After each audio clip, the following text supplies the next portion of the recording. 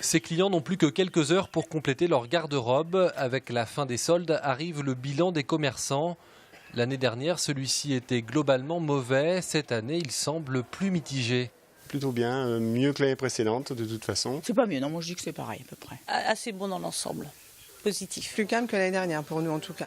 La fréquentation dans les rues commerçantes de La Roche-sur-Yon est en hausse par rapport à l'année dernière. En cause notamment la fin des travaux du centre-ville. Une fréquentation supérieure, mais un panier moyen, lui, qui une fois de plus est en baisse.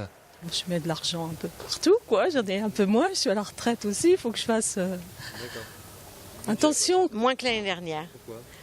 Budget. Budget étant. Un phénomène qui nous rappelle que la crise est encore bien là, mais qui montre aussi un changement du mode d'achat des consommateurs. Un changement qui chaque année est de plus en plus marqué, surtout dans le secteur du textile. Pour l'habillement, c'est il y a des promotions qui sont, on va dire, quasi permanentes avec les ventes privées qui ont eu lieu avant les soldes.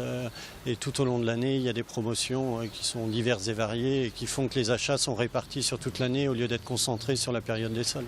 Pour remédier à cela, le gouvernement prévoit de supprimer les soldes flottants à partir du 1er janvier 2015.